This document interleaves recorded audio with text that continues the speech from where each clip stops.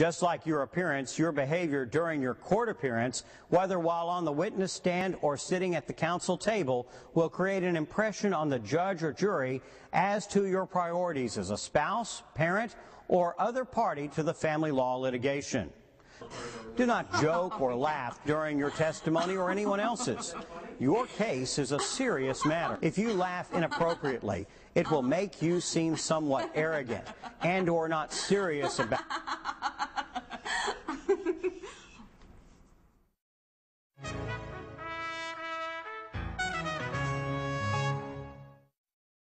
During cross-examination, don't volunteer facts. Answer only questions asked and do not provide any further explanation. Your attorney will provide you with the opportunity to give explanation, if necessary, during the redirect examination. Isn't it true that you wrecked the family car? Yes. You testified earlier that you wrecked the family car. Yes, I did. What exactly happened? I was stranded on the freeway in a heavy, blinding rainstorm.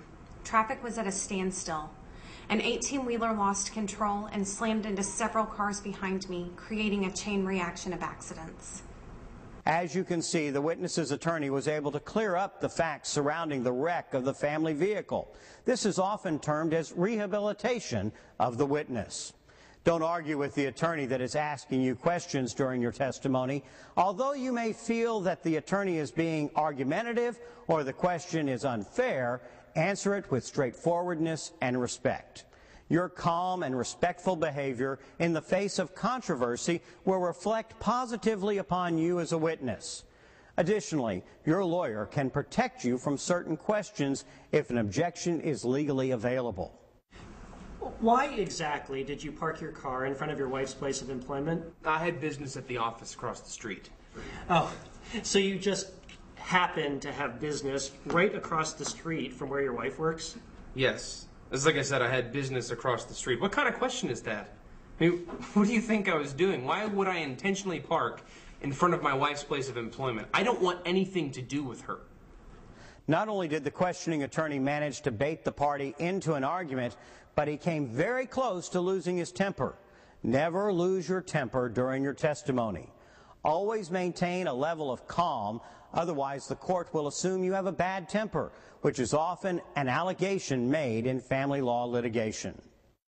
It appears that you spent $50,000 on a new car. Do you really think that's a reasonable expenditure? Well, I think it was reasonable under the circumstances.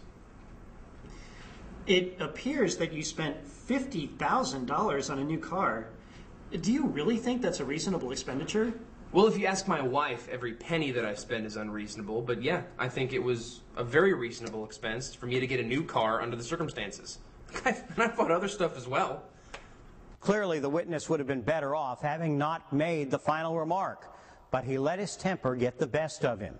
The witness's response demonstrates that if you lose your temper, you will generally say things that you would not say otherwise. Stay calm and do not lose your temper under any circumstances.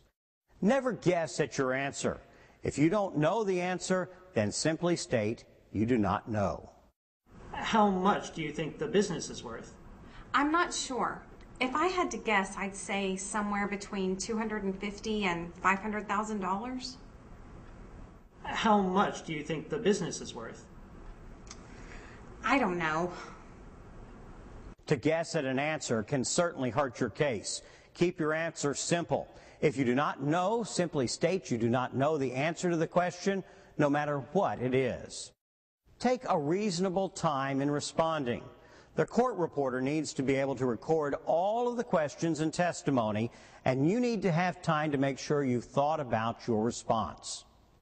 I was late picking up my son from daycare, and they charge $5 per minute for every minute that you're late. They close at 6 p.m., and I knew if I were late, my husband would complain to his lawyer, and I'd end up in court again because he is so unreasonable.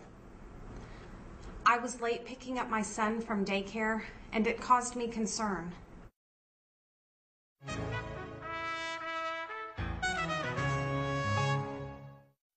You may be tempted to bring your notes or other documents you want to use for reference or to refresh your memory during your testimony. Keep in mind that any document that you review during the process of your testimony is subject to inspection by the attorney that is questioning you. What is the name of the officer who made the report? I'm not sure. Can I check my notes? Sure, go right ahead. Yeah, it's John. The officer's name is John Smith. Did that note help refresh your memory? Yes, it did. Thank you. Since you used that note to refresh your memory, I would ask that you turn that note over to us for our review. That has my personal notes. Aren't those confidential? As you can see, the witness's innocent reference to his personal notes resulted in the entire note being turned over to the opposing counsel. Unlike your personal notes, there are certain documents that will be formally admitted into evidence. Once this occurs, it is appropriate to refer to those documents when testifying. Please refer to the document marked Exhibit A. This is your bank statement of your joint checking account. In this scene, the document has been admitted into evidence, and it is therefore acceptable to review the document while testifying. In some instances, although a lawyer is seeking to have a document placed into evidence, upon proper legal objection, the court may exclude the document. In that case, you will not be allowed to refer to the document. It is important to understand what is going on when a lawyer is attempting to get a document into evidence. Indeed, the lawyer may be using you in his or her attempt to admit the document. The lawyer will approach you with the document and hand it to you and then ask you if you recognize the document. Assuming you do recognize the document, you may be asked additional questions to assist the lawyer in verifying the authenticity and accuracy of the document. Remember, be honest in your responses. If opposing counsel is attempting to get a document in through you and you are unsure what the document is, then say so. If opposing counsel is attempting to get a document in through you and you cannot be certain it is authentic, then say so. Your Honor, may I approach the witness? You may. Do you recognize this document that is marked Petitioner's Exhibit A? Yes, it's a letter from me to my wife. You wrote this letter? Yes, I did. I signed it too. That's my signature right there. Move to admit Petitioner's Exhibit A. No objection, Your Honor. Petitioner's Exhibit A is admitted. Please read the first line of the Petitioner's Exhibit A. Dear Jenny, I feel The witness was clearly able to identify the document as something that he wrote and signed. The document was then admitted into evidence, and the witness was able to refer to it in giving his testimony. If you're not able to identify the document, then make that clear to the court. Do you recognize what's been marked as Respondent's Exhibit B? No, I'm not sure. I don't think I've ever seen this before. I know I didn't prepare it. Well, are the dollar amounts in the document correct? I don't know. I'd have to verify them.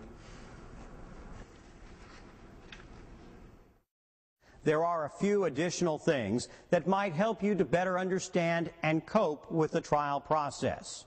Let's review what we've discussed and add a few more hints that will help you to have a better and informed day in court. Dress appropriately for your day in court. During examination, listen to the question and make sure you hear and understand the question before you attempt to give an answer. Don't be afraid to tell the judge that you don't understand the question or the court's ruling on the objection. Take your time. Don't worry about silence. When you do answer, speak slowly and clearly, and do not volunteer information on cross-examination. Never joke or laugh inappropriately during a court hearing, whether from the witness stand or counsel table, and don't attempt to outwit or argue with the opposing counsel, nor should you ever lose your temper with the opposing attorney. Don't guess or give estimates in your answers, and never attempt to explain or justify your answer when under cross-examination. Don't divulge what your lawyer has told you, as this information falls within the attorney-client privilege. Don't refer to documents during your testimony unless you have already discussed this with your attorney or unless the documents have already been admitted into evidence. Of course, it is impossible to cover every possible event that might occur during your hearing or trial. However, we hope that the short skits that we have shown and the tips given will at least help you get started towards proper behavior and appearance while you're testifying and while you're sitting at the counsel table. The Family Law section of the State Bar of Texas